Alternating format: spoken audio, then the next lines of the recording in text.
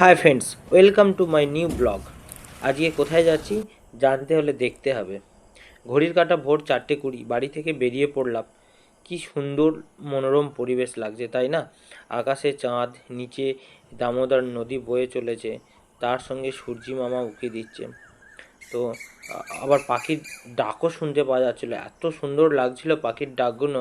মানে আপনারা না শুনলে ওই টাইমটায়, মানে যে ওই যে একটা আনন্দ বা যে অনুভূতিটা হয় সেটা ভেবে পাবেন না। তো যাই হোক, দেখতে দেখতে পৌঁছে গেলাম পুরসুরাতে। এটা হচ্ছে মাছের বাজার। তো ভোরবেলা এখান থেকে মাছ হোলসেল দরে বিক্রি হয়।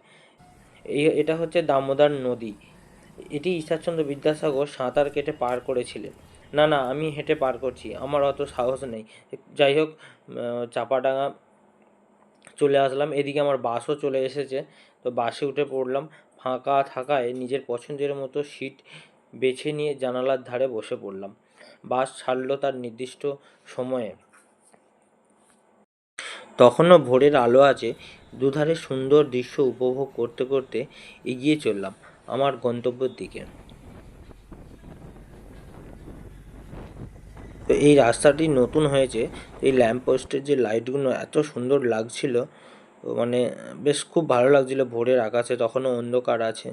তো দেখতে দেখতে আবার একটা নদী চলে আসলো। নদীটির নাম মুন্দেশ্বরী নদী। আর হ্যাঁ, এটা কিন্তু বিদ্যাসাগর পার হননি। তো দুধারে বেশ সুন্দর একটা, সকালে যে ধান ক্ষেত, দু সাইডে ধান জমি আছে, এত অপূর্ব লাগছিল এই ধান জমিগুলো দেখতে, পুরো গ্রিন হয়ে আছে। তো যাই হোক, গল্প করতে করতে পৌঁছে গেলাম আমরা আরামবাগ শহরের দিকে। তো আরামবাগ শহরে প্রায় ঢুকেই গেছি, আরামবাগ বাস স্ট্যান্ড চলে এলাম। তো এখান থেকে এটা হচ্ছে আরামবাগ বাস স্ট্যান্ড। এখান থেকে আপনি সমস্ত দূরপাল্লার বাস পাবেন আপনারা। হুগলি, বর্ধমান, মেদিনীপুর, কলকাতাগামী সমস্ত জায়গার বাস পাবেন। তো এটা হচ্ছে মেন আরামবাগের বাস স্ট্যান্ড। এখান থেকে বাস প্রবেশ করে ভেতরে 5 মিনিট মতো ওয়েট করে আবার আমরা বেরিয়ে পড়লাম তো আমাদের গন্তব্যের দিকে। ওটার নাম পল্লীশ্রী। ডান দিকে চলে গেলে যাবেন বর্ধমান, আর বাঁ দিকে আমরা চলে যাচ্ছি এটা কামারপুকুরের দিকে। তো এটাও একটা নদী, এটা দ্বারকেশ্বর নদী। এই মোড়টার নাম হচ্ছে কালীপুর মোড়। ডান দিকে সোজা চলে গেলে বিষ্ণুপুর, বাঁকুড়া চলে যাবেন, আর বাঁ দিকে আমরা যাব কামারপুকুর লাইন। তো এখানে প্যাসেঞ্জারে তুলে, আর যেহেতু হুগলি আর বর্ধমান ধানের জায়গা, এখানে প্রচুর রাইস মিল, এরকম ছোটো বড়ো প্রচুর রাইস মিল দেখতে পাওয়া যায়। তো এরকম আমিও রাস্তায় কিছু দেখলাম, তো আপনাদের জন্য কিছু ছবি তুলে রেখেছিলাম। তো দেখতে দেখতে কামারপুকুর চটি চলে এলাম। এখান থেকে ওই যে মোটরসাইকেলটা যাচ্ছে ওই দিকটা গেলে আপনারা কামারপুকুর জয়রামবাটির দিকে যাবেন। আমরা বাঁ সাইডে চলে গেলাম মেদিনীপুরের দিকে। তারপর একটা টানা ঘুম দিয়ে 9:30টার সময় পৌঁছে গেলাম মেদিনীপুর বাস স্ট্যান্ডে। এটা হচ্ছে মেদিনীপুর বাস স্ট্যান্ড। 3 টাকা দিয়ে শরীরের জল পাল্টে নিলাম। তা জোর খিদে পেয়ে গেছে। এখানে একটা ইডলির দোকান পেলাম। তো ইডলির দোকানটা রাস্তার ধারেই একদম, খুব সুন্দর। মানে এতটাই টেস্টি, এর আগেও আমি বহুবার খেয়েছি এখানে। আপনারা বললে বিশ্বাস করবেন না, দুটো ইডলি একটা বড়া, মাত্র 20 টাকা দাম। আর একদম সাউথ ইন্ডিয়ান ফিল। তো খাওয়া দাওয়া করে আমি আবার বাস স্ট্যান্ডের দিকে গেলাম। আমার পরবর্তী বাস ধরার ছিল ঝাড়গ্রাম যাওয়ার জন্য। তো বাস একটা পেলাম, কিন্তু মারাত্মক ভিড়। আজকে বাস ছিল না, পেছনে সিট পেলাম। নাচতে নাচতে সেই স্কুল লাইফে যখন পেছনের সিটে বসে যেতাম সেরকমভাবে কোনো রকমে বসলাম। তো বেশ কষ্টদায়ক হয়েছে। তো দুধার দেখতে দেখতে মেদিনীপুর টাউনে দু সাইড দেখতে দেখতে আমরা জঙ্গলের দিকে আস্তে আস্তে প্রবেশ করলাম। তো এখান থেকে মোটামুটি জঙ্গল আছে, এখন অনেক জঙ্গল কেটে পরিষ্কার হয়ে গেছে। আর এখান থেকে দুটো রাস্তা আছে। একটা রাস্তা আছে খড়গপুর হয়ে, বোম্বে রোড হয়ে, লোধাশুলি হয়ে ঝাড়গ্রাম যাওয়া যায়। আর আমি এটা যাচ্ছিলাম ঢেরুয়া হয়ে।